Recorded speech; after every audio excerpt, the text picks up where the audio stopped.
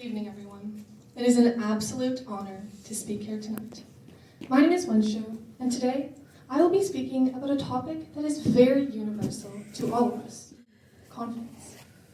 So first and foremost, how many of us in this room feel like that at some point in your life you've struggled with your confidence? I see some hands going up. Most of us, right? I'd even go as far as to say all of us. All of us have struggled with confidence at some point. I used to think confidence was something you either had or didn't, kind of like an assigned personality trait.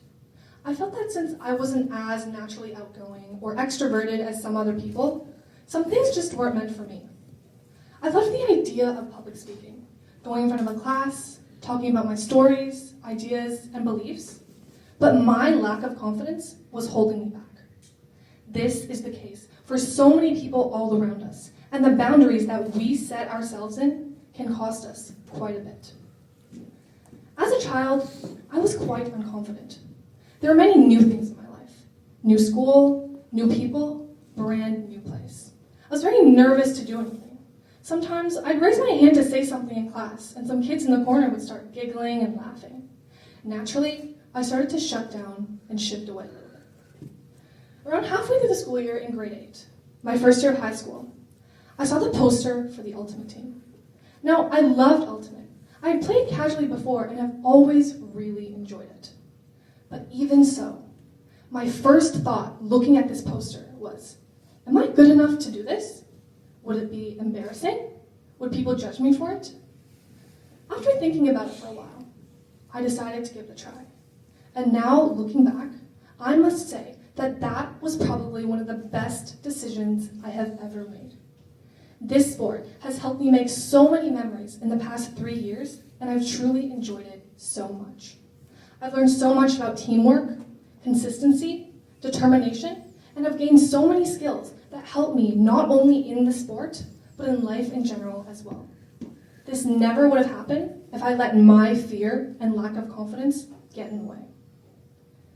This is why this topic is so important.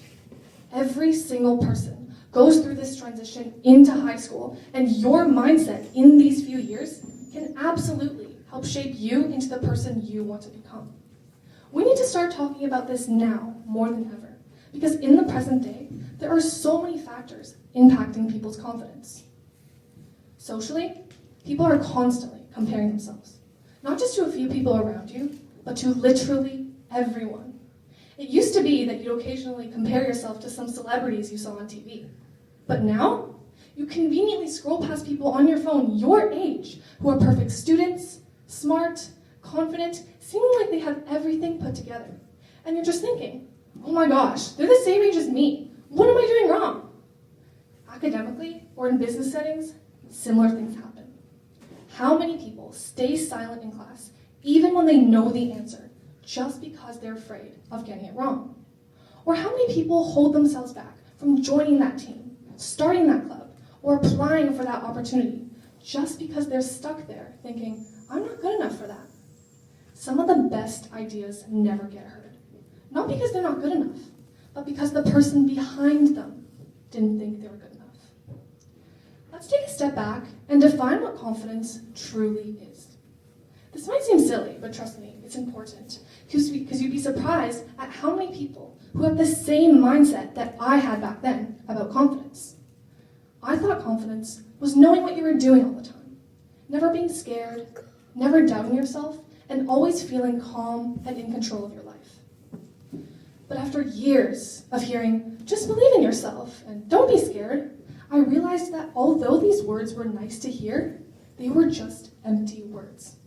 Being told to just simply believe in yourself almost made me feel like I was being told to finish an assignment with absolutely no instructions. I had no way of actually believing in myself. All I was doing was trying to convince myself that I wasn't scared, I wasn't nervous, that I was 100% confident all of the time. How do I believe in myself if I've never seen myself succeed in this kind of thing? How do I actually stop being scared? So I faked it. I tried to pretend I wasn't nervous. I tried to act confident when I wasn't. I kept telling myself I wasn't scared, but I was. That's not confidence. That's denial. And that's also what I call false confidence. Because confidence isn't pretending you aren't scared. That's quite literally impossible, because fear is part of human nature. Even if you try and tell yourself that you aren't scared, you know deep down that that fear is always going to be lingering there. So instead of trying to fight it, we should be trying to embrace it and act despite it. Now, this is all backed by science. Fear is biologically within us. Back in the caveman days, when we felt danger, our brain would send us fight or flight signals. That part of the brain still exists today. It's called the amygdala, and it is constantly on alert. The issue is, it can't tell the difference between real danger and emotional risk. So it treats things, such as a speech, as if it were like a bear attack. So even when there is no real danger, like when you're about to give a presentation, your brain still reacts as if it was a life or death situation. That is why your heart starts racing, your palms start sweating. That is why it feels so scary. Not because you're weak, but because you're human. And that's also why we can't just think away fear or wait for it to disappear on its own. Fear is built into us. So again, instead of trying to fight it or deny it, we should be trying to work with it. You can often hear people say, "Oh my gosh, that person looks so confident. They don't look scared at all. How do they do it?"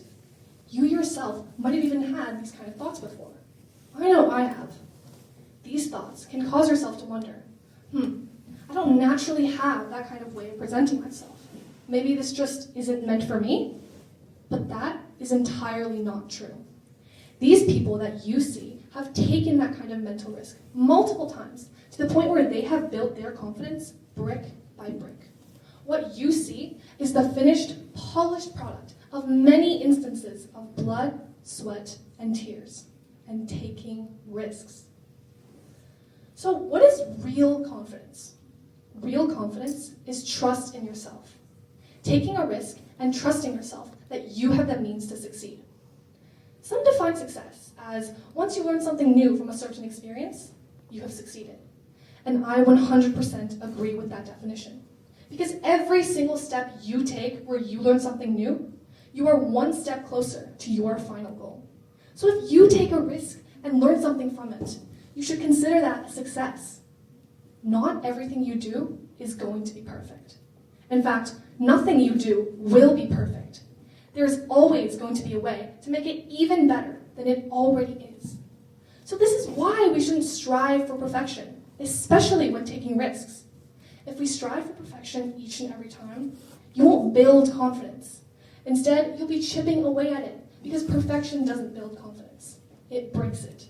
It kills growth and self-trust, which are the two very things that confidence is rooted in. It creates this impossible standard where anything less than 100% perfect feels like a failure. And when this kind of dangerous perspective gets rooted into your mind, every small mistake feels like a failure. Every minor flaw feels like a reason to stop trying. So maybe you mess up your speech. Maybe you don't make the team. Maybe your voice shakes or something, or someone laughs and you forget your lines. But if you walk away from that experience with new insight, new progress, then you have already won. Because confidence isn't built on perfection. It's built on progress. So now comes the big question. How do you build confidence? While it would be nice if there was some kind of switch in your brain where you could just flip on and then suddenly become confident, there is only one way, and that is by taking the risk over and over again. You see, confidence is sort of like a muscle. The only way to build it is through reps, repetition. And that means putting yourself in these nerve-wracking situations again and again, even when you're scared, especially when you're scared. The first time you choose to take the risk, to speak out your ideas, to join that team, your heart might feel like it's physically beating out of your chest. But it's all part of the process. And by putting your mind and body through this process, you build your confidence piece by piece. Well, how does all this work? Well, your brain uses something called neuroplasticity. This means that the brain is constantly rewiring and programming itself based on your experiences. Every time you take a risk and push through, your brain makes a new, I can do this, neural pathway. The more you exercise this path, the stronger it becomes, until eventually, your I can't do this is replaced by your strengthened neural pathway that tells you, I can do this. In other words, you are literally training yourself to become more confident. Besides that, there's also this other concept called the confidence-competence loop. The way that it works is that every time you try something new and succeed, your confidence increases. This confidence makes you more likely to try again, which helps you improve your skill and performance in that particular thing. And this improvement, in turn, increases your confidence even more. And the loop continues. But there's a catch. The loop only starts when you take that first step, when you're willing to try something before you feel ready. If we wait until we feel ready, we'd be waiting forever. Think about it.